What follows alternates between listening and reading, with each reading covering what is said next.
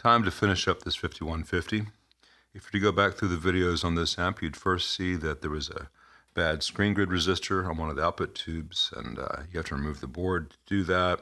Some guys suggested riveting out and then re-riveting the output tubes rather than desoldering them the way I did. Either way is a valid solution for a really crappy design. You should neither have to drill out rivets nor desolder 32 connections to change a resistor on a board. The lack of thought or caring about service is kind of frustrating on these. But I did it, it's fixed. Then I found I had a bad output transformer. Changed that out. Once the output transformer was changed out, I discovered the output jacks were faulty. Intermittent. Let's see, where's one of those? They use these plastic body switchcrafts, and the metal inside likes to corrode, and it's pretty flimsy. It doesn't have as much mechanical strength as a standard metal frame. Let me show you a metal frame for comparison, just in case this is your first rodeo.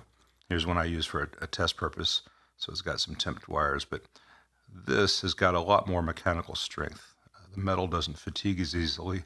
The contacts tend not to get as dirty as these, and they're easy to clean. So I put in the good metal frames here. Had to cut the little PCB there. I did it professionally. So the PCB right here for the switch is only holding the switch, and then it's hand wired to the switchcraft jacks. And I wired it like a fender, so I'll let the owner know to use this one first. Otherwise, the output is grounded. That way the amp cannot be operated without a speaker. Well, it can. It just won't be damaged because it'll have a load, an infinite load, ground, as opposed to going open and blowing up another output transformer. Done all that. V1 was very, very noisy. So all that's been sorted out. And let's see how it's sounding, as much as the lav mic can show you. Let me take it out of standby. I'm on the clean channel.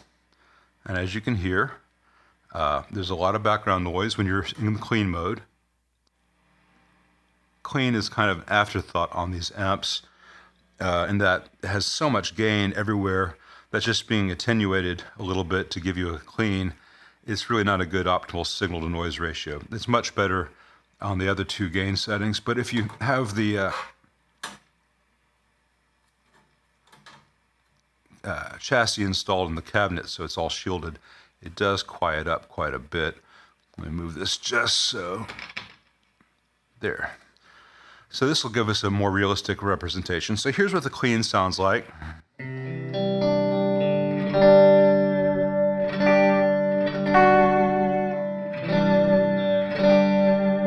That's good for the 15 guys out there who use a 5150 for clean. Let me turn down that channel master. Let's see, it's 1, 2, 3, 4. When I first touched the presence and resonance pots, it got noisy because I don't have the knobs on those yet. So now high gain on channel 1.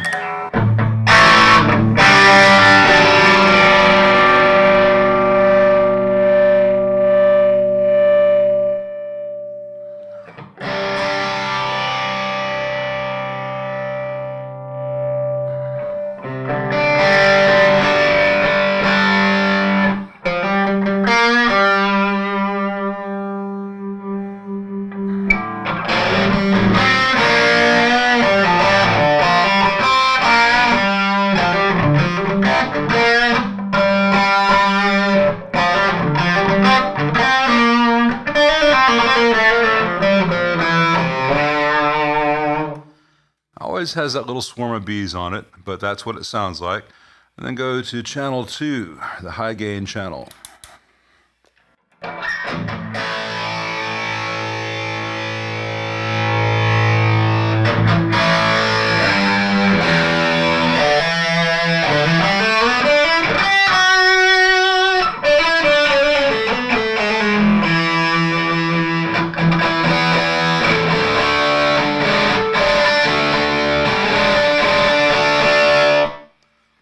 It's got a little peak to it I don't much care for. Let me make sure I don't have the presence set too high, do I?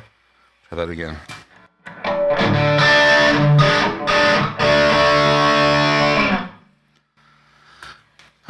that sounds about right for one of these. Now the worst case scenario, with the guitar volume off, I'm going to bring the master for channel 2 all the way up. And I'm going to bring the gain up and make sure we don't have oscillation.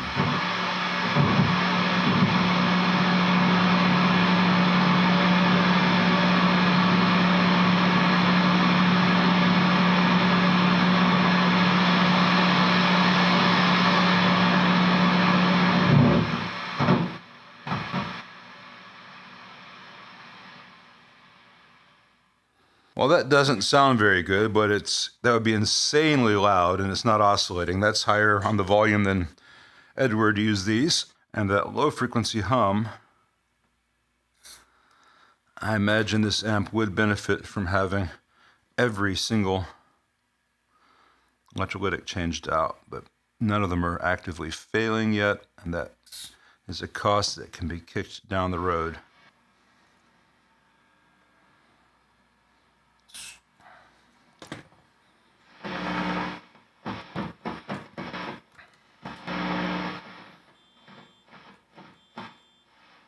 Well, that's a lot better. And some of the weird noises there were because I had the shielding off and my hands were in there causing capacitance things.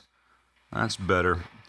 I don't think he wants me to go through and replace everything in this amp to make it perfect, because it will never get perfect. It will always have a high noise floor and be prone to some weird issues because of the way the PCBs are laid out and some very tiny under wattage resistors for a high gain amp, and they're all placed very close to each other, and then huge runs of unshielded traces. You know, it was designed to really be an impressive thing to put on the market at a low price. And, you know, a lot of metal guys love them and still love them to this day, and, you know, that's fine, but they weren't built as well as a classic Marshall, and they weren't built as well as a Sir or a Fryette or VHT, the high-end stuff, the diesels today, you know, or Soldano. They are what they are. They're a Camaro that can hang in the quarter mile with a Ferrari, I guess would be the analogy. But anyway, this one's ready to go back to the road, and I wish it well.